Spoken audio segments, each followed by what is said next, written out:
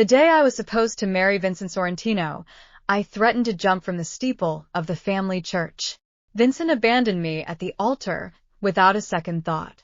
Every New York crime boss, politician, and oligarch watched him run after Lena while I stood alone in my wedding gown. So I faced the crowd and made an offer. Any man who walks up here and says I do can marry me. One man stepped forward. 3 years later, Vincent finally returned to the Sorrentino estate with Lena on his arm. He found me sitting in the living room, 8 months pregnant. His eyes dropped to my belly. Whose bastard is that? I took a sip of orange juice. It's a Sorrentino baby, of course. Vincent lunged across the room and dragged me off the couch.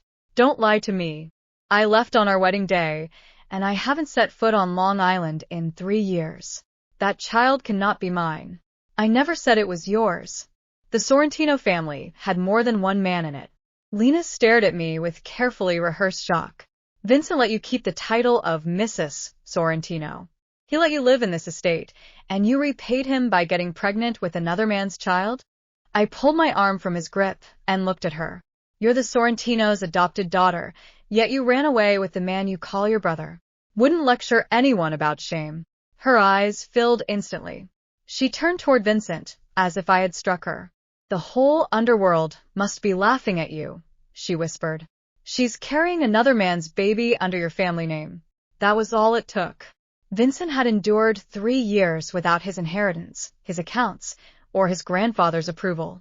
But the thought of men laughing at him still mattered more than the truth. Get out of my estate, he ordered. I almost smiled. The day Vincent ran from the church, he never looked back to see what happened after he left. He assumed the ceremony had collapsed and that his family had allowed me to keep their name out of pity. He was wrong. Leo Sorrentino, Vincent's uncle and the family underboss, had walked up the aisle and finished the ceremony with me. He had not made a speech or asked whether I wanted revenge. He simply stopped where Vincent had abandoned me, looked directly into my eyes, and said, I do. The priest completed the vows in front of the same witnesses who had watched Vincent humiliate me. By the time Vincent's car disappeared with Lena, I was legally married to another Sorrentino. Don Thaddeus accepted Leo's decision. Then he removed Vincent from the family register, froze the accounts tied to his name, and ordered the estate staff never to treat him as heir again. Vincent had interpreted every consequence as temporary anger. He never considered that the family had continued without him. The underworld called Leo the Iceman. He was ruthless, bearded, and loyal only to the people he considered his own. Since the day I became his wife, no one had dared disrespect me. And since learning I was pregnant, he had treated me as if both the baby and I were made of glass. Leo attended every medical appointment. He memorized the doctor's warnings, moved his meetings whenever I needed him, and installed the panic button beneath the living room table himself. The man the underworld feared most checked the stairs before I used them and called from business meetings to make sure I had eaten. That was why I knew his reaction would not be measured if he saw Vincent's hands on me. Vincent knew none of that. He had spent 3 years abroad with Lena and never contacted his family once. This is Leo's home, I said. You're the one who needs to leave. His face darkened. My grandfather built this family for me. Your grandfather struck your name from the family book after you abandoned the wedding. Lena laughed. The Don was angry. That doesn't mean he truly disowned Vincent. He's the only male heir. Vincent straightened, reassured by the lie he had repeated for 3 years. Everything the Sorrentinos own will still be mine. I rested a hand over my stomach. Not anymore. His gaze followed my hand, and rage twisted his face. You think carrying some stranger's bastard makes you part of this family? This baby is Sorrentino blood, then. Say who the father is. I opened my mouth, but Vincent charged before I could answer. My hand struck the panic button beneath the table, the one Leo had installed to summon every guard on the estate. Instead of retreating, Vincent laughed. Good, let them come. They can all watch you confess. He pulled a Beretta from inside his jacket and pressed the barrel against my forehead. The metal was cold. I covered my stomach with both hands and forced myself not to move. Lena raised her phone and began recording. She wanted more than a confession. She wanted a video she could take to Don Thaddeus, proof that I had supposedly disgraced the family and that Vincent had returned to defend its honor. If the Don believed her, Vincent thought his frozen accounts and inheritance would be restored. Tell everyone whose child you're carrying, Vincent said. Leo's. For 1 second, the room went silent. Then he laughed harder. My uncle took a bullet for the Don 10 years ago. Everyone knows he can't have children. That old diagnosis was the reason Vincent had always believed himself indispensable. It was also why he could not imagine that the child inside me had already changed the Sorrentino succession. Call Leo, I said. Let him tell you himself. I reached for the satellite phone on the table. Vincent kicked the table away. The phone struck the wall and shattered. You want my uncle to come humiliate me in front of the family? He said. If he thinks I can't control my own wife, he will never hand me the organization. His own wife. Even now, he had not understood that he had lost both the woman and the inheritance on the day he chose Lena. Lena shoved my shoulder. I stumbled against the wall. A cramp tore through my abdomen so sharply that my knees almost gave way. Please, I whispered, call a doctor. Lena pointed the camera at my face. Get on your knees and admit the baby is illegitimate. Then we'll consider helping you for my child. I lowered myself onto the marble floor. Her smile widened. Do you remember when I knelt before you and begged you not to marry Vincent? I remembered the marriage between the Sorrentinos, and Moretti supported an alliance far larger than the two of us. Canceling it would have destroyed my family and endangered everyone, depending on the agreement. I had refused her because I had no safe choice. But Vincent had made his choice at the altar, and Leo had made his. Moments later, I knelt, Lena said, and you ignored me. Now you know how it feels. Another contraction seized me. Warm blood began to spread across the pale marble beneath my dress. Vincent looked down at it, and still did not lower the gun. Admit the truth. I already did. Leo cannot be the father. Then you're about to learn something new about your family. Lena's expression changed. She's stalling until security arrives. Vincent smiled and leaned close to me. They aren't coming. I activated the estate lockdown. After you hit the button, no one can enter the main house until I release it. Cold fear moved through me. The panic signal had gone out, but Leo's own security system was now sealing his men outside. Vincent believed that bought him time. He did not understand that disabling the protection around Leo's pregnant wife would tell every guard exactly how serious the threat was. Beyond the locked doors, the alarm continued flashing through every guard station on the estate. Vincent saw only a system he had temporarily blocked. I saw a countdown. Once Leo learned which room had triggered it, no lock in Long Island would keep him away. Lena fetched the heavy nylon rope used to secure shipping crates. If the gun still trained on me, they tied my wrists and ankles to the leather chair. She pressed wet paper over my nose and mouth. Confess, she said. Water soaked through the layers. Air disappeared. I fought against the rope while Vincent held my head still. The pain in my abdomen came again.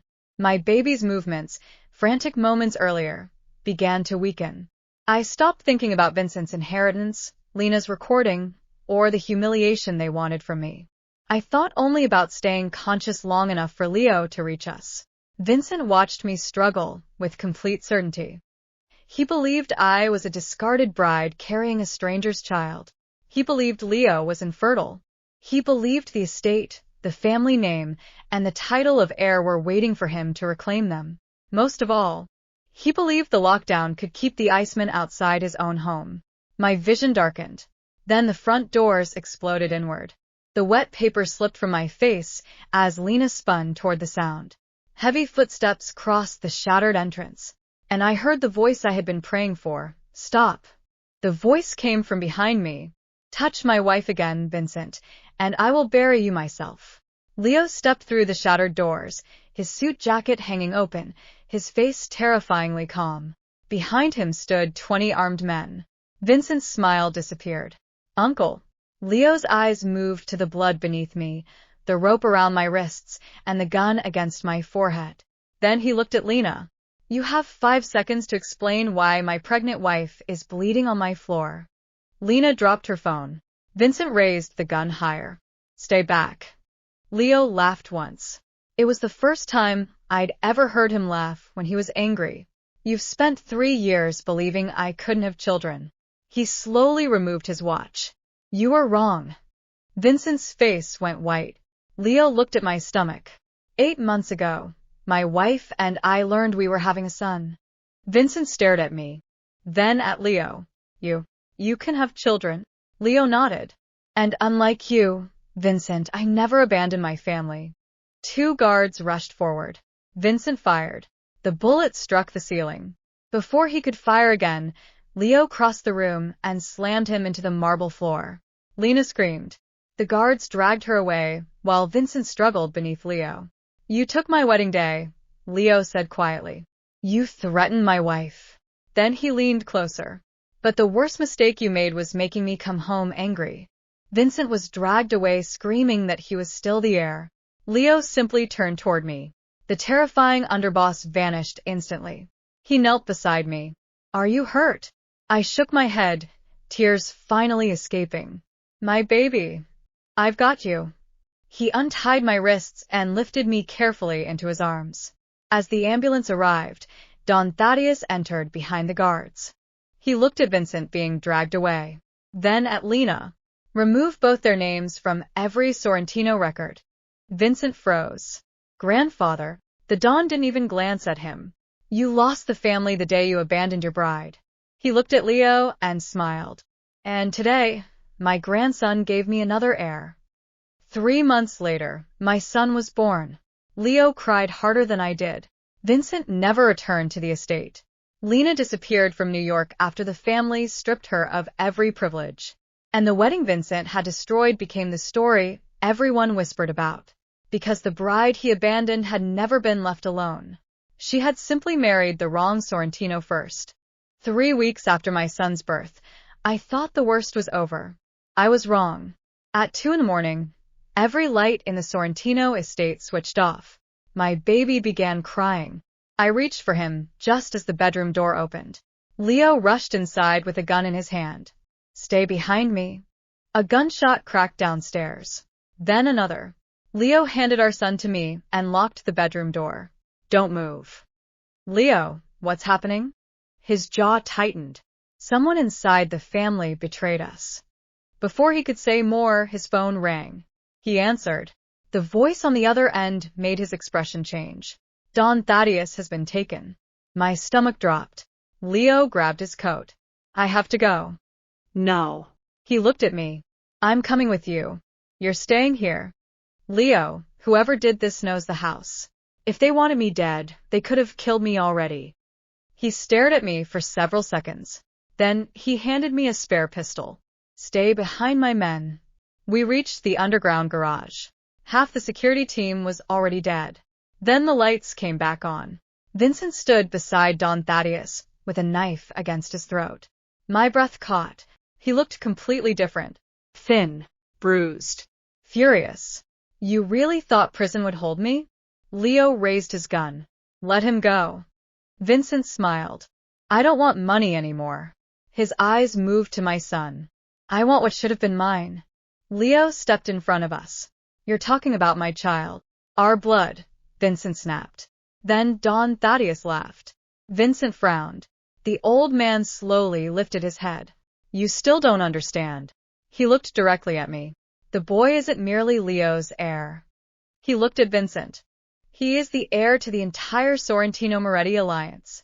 Vincent's face collapsed. I stared at Don Thaddeus. What? The Don smiled grimly. Your family knew Leo could have children. The infertility story was created 20 years ago. Leo's expression darkened. It was a secret. To protect him from enemies, the Don said. Vincent's hand began shaking. So, everyone knew? No, Leo answered. Everyone important did. Vincent suddenly shoved the knife toward the Don. Leo fired. The bullet struck Vincent's shoulder. He dropped the knife and collapsed. His eyes stayed fixed on my baby. This isn't over. Leo walked toward him. It is for you. Then a phone began ringing. It wasn't Vincent's. It was Don Thaddeus's. He answered. His face went pale. That's impossible. What? I asked. He slowly lowered the phone. The DNA test came back. My heart stopped. What DNA test? The Don looked at my son, then at Leo. Your baby isn't Leo's. The room went dead quiet. Leo stared at him. What did you just say? The Don swallowed. The laboratory says the father is. He looked directly at Vincent. Vincent Sorrentino. Vincent began laughing from the floor. And I realized someone had been lying to all of us from the beginning. The DNA results shattered everything. Vincent laughed. I told you, he whispered. You were always mine. Leo turned toward me, devastated. Is it true? I stared at Vincent. Then I smiled. Yes. Leo's face went pale. But there's something you don't know. I pulled a second envelope from my robe.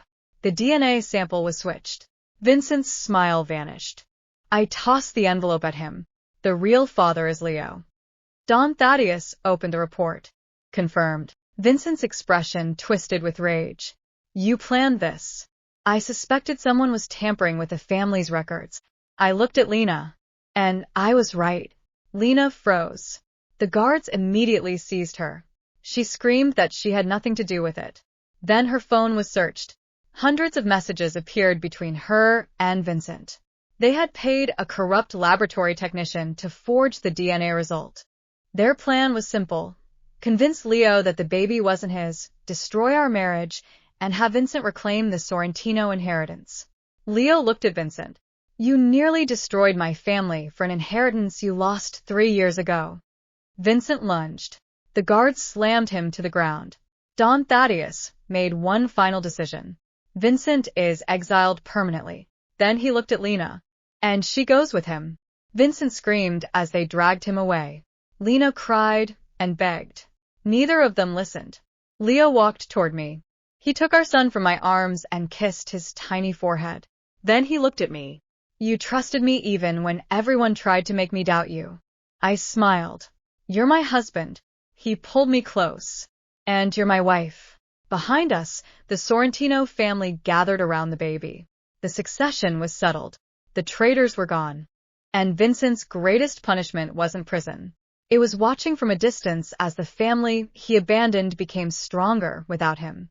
3 years later, my son stood beside Leo at his first family ceremony. Someone asked him what he wanted to be when he grew up. He pointed at Leo. Like Daddy. Leo laughed. I kissed my son's cheek. And somewhere across the ocean, Vincent received the photograph. His own son was standing proudly beside the man who had taken everything Vincent thought belonged to him.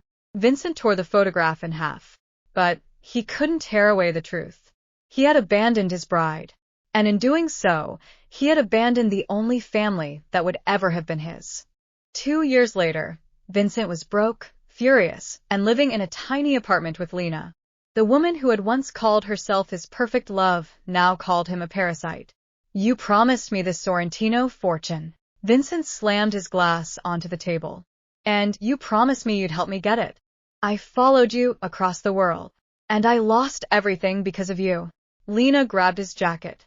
You abandoned your fiancé for me. You begged me to. I never begged you to become useless.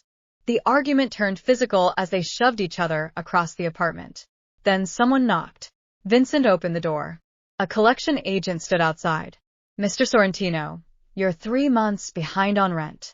Lena pointed at Vincent. He'll pay it. Vincent pointed straight back. She spent the money. They stared at each other. The collector sighed. You two should probably decide who's responsible before I call the police. That was when Lena laughed. Fine. I'll tell everyone exactly what he did. Vincent's face changed. Don't. You abandoned your bride for me. Lena. You stole money from your own family's accounts. Shut up. You lied about being the heir. Vincent grabbed her wrist. She slapped him. You ruined my life.